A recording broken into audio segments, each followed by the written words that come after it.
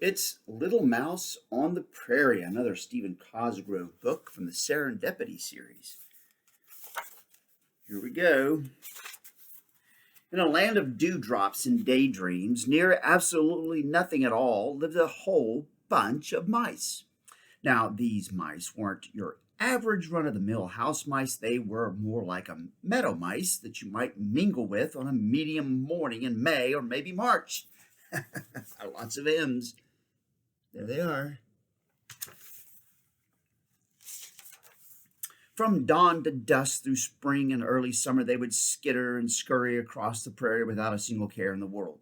They would race about and then suddenly leap high in the air to touch the wings of a golden butterfly, or sometimes they would do nothing at all except sniff the flowers. See, they're sniffing the flowers there, chasing the butterfly. All the mice of the prairie were like this, except for one small mouse called Tweezledee. While the other mice were playing their silly games, Tweezledee, or as the other mice called her, Tweez, would work industriously doing all sorts of tedious chores. Busy, busy, busy.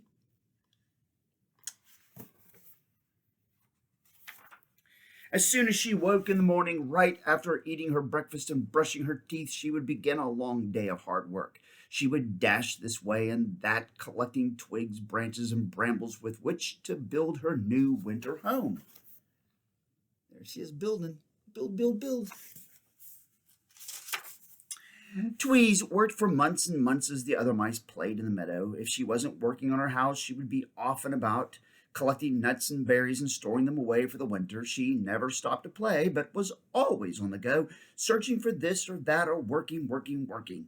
The only things she never did were smile or laugh. Tweez thought that smiling and laughing was a waste of time, and she barely had enough time to do her chores as it was. Man, what a busy mouse. The other mice of the meadow would stop their play just to watch Tweez work. They would laugh till they could laugh no more, watching her dash from place to place, searching for the perfect leaf or just a just-so twig. Sometimes it was great fun for the other mice to see if they could get Tweez to smile.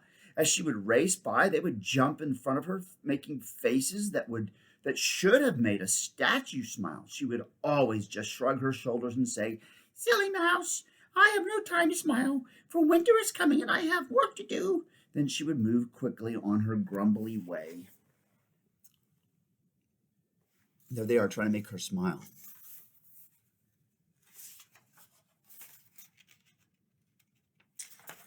One day the mice ran out of fun things to do. They sat in the meadow and thought, hoping to find some new game to play. "I know what we can do," said one of the mice brightly. "Let's play a joke on that old grouse mouse, Tweezledee." He hurriedly whispered his plan to the other mice. They all giggled in delight and set off in a million directions to gather what they needed for their wonderful joke. From every flower in the meadow they picked all the pollen that their little arms could hold. Then they carefully placed the pollen high in the branches of a tree that spread over the path that she took every day to and from the meadow.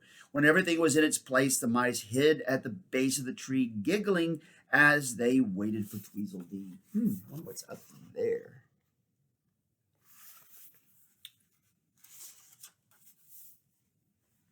Sure enough, not a moment or two later, Tweez came trudging along the trail.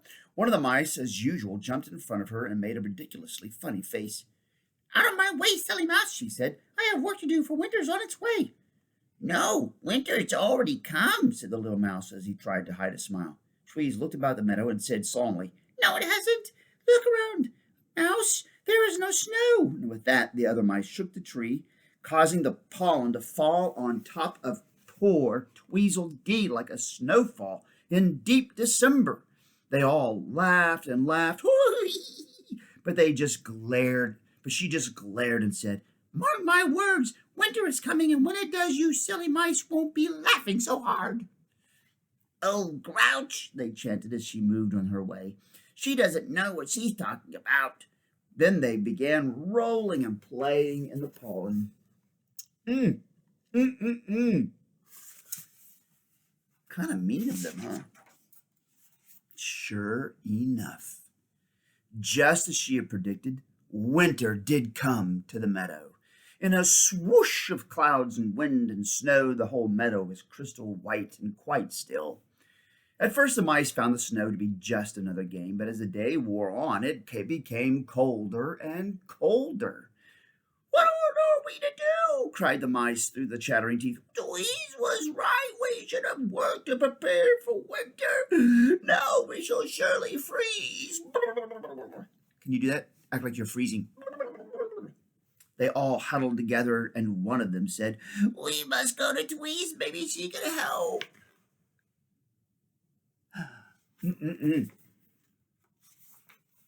All the meadow mice made their way through the falling snow to Tweez's house on the far side of the meadow. They gathered about and softly tapped on the door. Who is it? Came the reply. It's Mice of the Meadow, they answered. The door opened slowly, and there stood Tweez, all warm and cozy in a sweater she had knitted the summer before. Behind her, the mice could see a warm, crackling fire made of twigs she had gathered in the fall. What do you want? Growled Tweez. Have you come play another silly joke on me? No, said one of the mice. We came to say we were sorry for all the things we did and that you were right. Winter was coming and we should have prepared ourselves as you did. Then all the mice cried, Please, Tweez, can't we stay with you? If you refuse, we will surely freeze. Tweez shrugged her shoulders and said, You should have thought of that before. And with that, she closed the door. Wow. I mean, you kind of feel for her, right? Tweez busied herself stoking the fire and cleaning house. But you know what? Never in her life had she ever smiled, nor had she been happy. In fact, she was very, very lonely.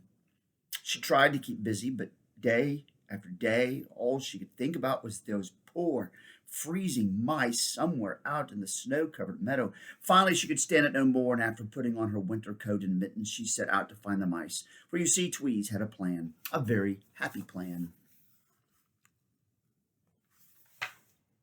You see her coat? Isn't that a funny coat? Look at her hat.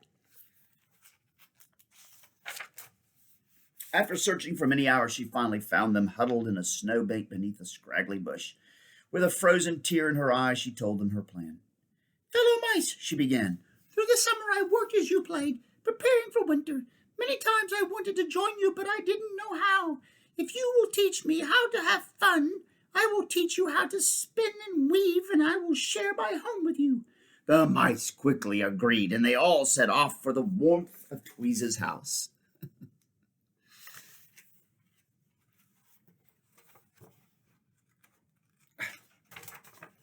So, when you're hard at work or working hard at play, remember Tweezle's laughter on that crystal winter's day. There we go. That was it. The Little Mouse on the Prairie. Bye.